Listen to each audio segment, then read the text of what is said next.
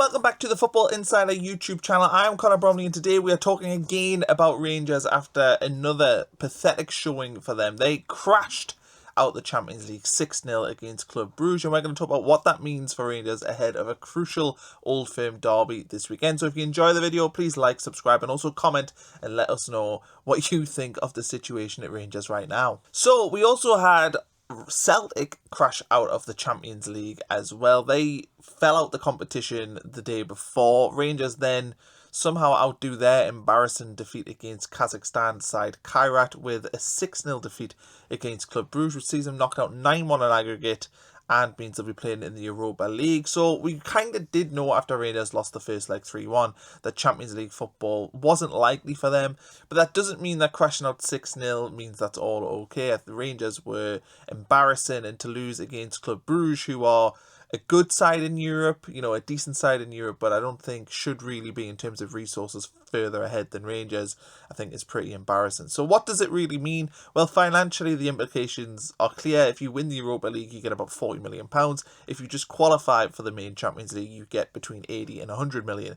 So there's a massive financial discrepancy there in Rangers. While they haven't been in the Champions League in recent years, that money would be huge for them in terms of recruitment and doing all sorts with the club. So it's a huge blow to not make it into the Champions League. And the club haven't qualified for the Champions League since 2011, and since they've got back into the SPL, they've struggled to get in there and have generally played in the Europa League. And while that has given them good memories, they've of course reached the Europa League final. Rangers want to progress further than that and get in the Champions League, and the hope is that being given a reasonably favourable draw against Club Brugge would give them a chance of getting through, but they have went out with a whimper. And that leads us to the next question. You know, Russell Martin has been at Rangers just this summer. He was obviously sacked as Southampton boss. He comes to Rangers at the start of pre-season and it's not went well. Rangers have been awful, to be fair, since Martin's came in there, and this kind of, you know, shows exactly what the problems are. They've been pathetic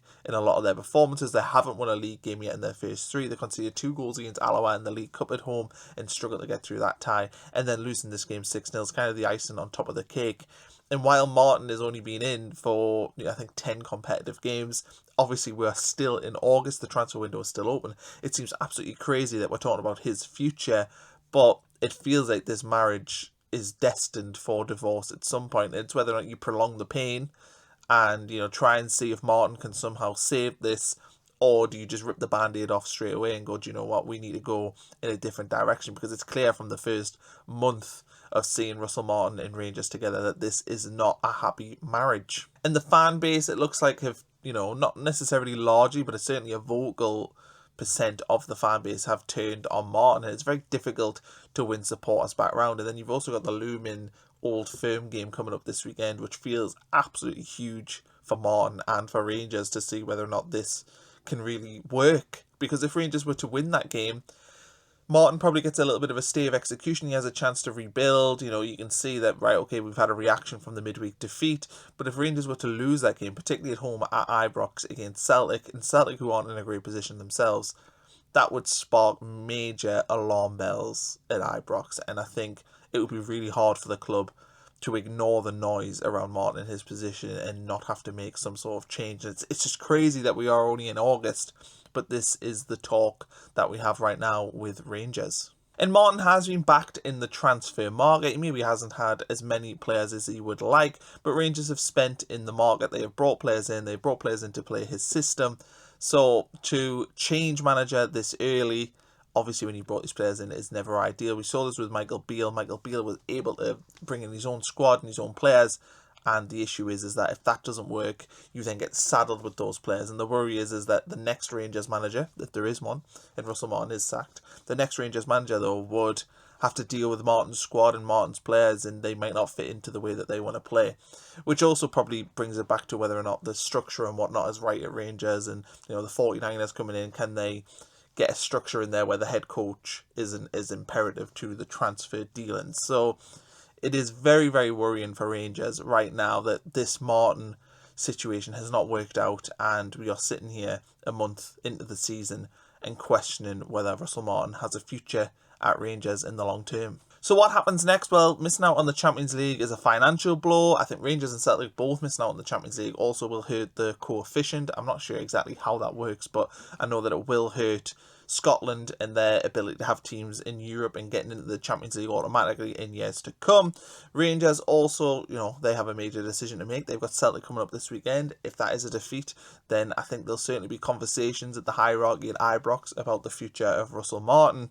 And losing 6-0 is a sign against anyone, but it's a sign that things are not right. Martin lost his job at Southampton, I think, after losing 5-0 against Tottenham, and he'd even admitted that, he would have sacked himself. So losing 6-0 v Bruges in a big game, I know they were down to 10 men very early in the game, but that's not a sign that the squad is behind him, and it's not a football club that is, pulling behind Russell Martin right now. It feels very much like he's sort of on his own island and almost waiting to be put out of his misery, such has been the disaster of this reign so far.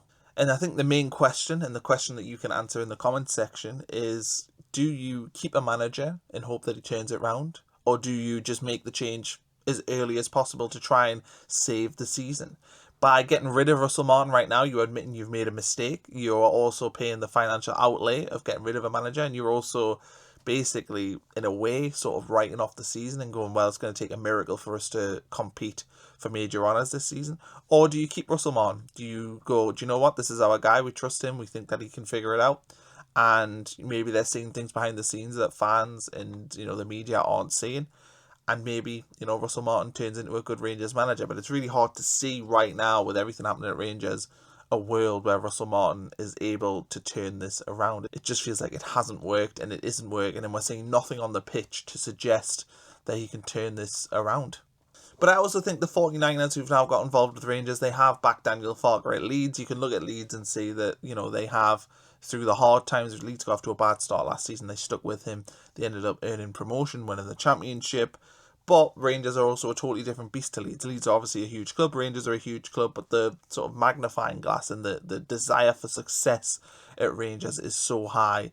And Daniel Farke also at Leeds did not have as bad a start. They didn't lose games 6-0. So I don't know if we can learn anything from what the 49ers have done at Leeds, but I think it is worth considering what they've done there. And I think what makes this all worse is Celtic feel like they're in a bad place right now. They've got issues, but Rangers are in such a worse place that it's probably going to mean that Celtic's disaster isn't actually going to amount to anything for them. Brendan Rodgers will still probably pick up at least one trophy this season. He will win at least the league. He might win another competition, even though Celtic right now feel like they are on a little bit of a downward. They are on a bit of a downward spiral, and they got knocked out of the Champions League, and they've been embarrassed this week. And Rangers somehow find a way of, being worse than Celtic. And this should be a point where I think where Celtic's run of dominance should be coming to an end, and Rangers should be ready to strike. But we sit here right now in August, and it feels like Rangers have got themselves in an even worse position compared to Celtic.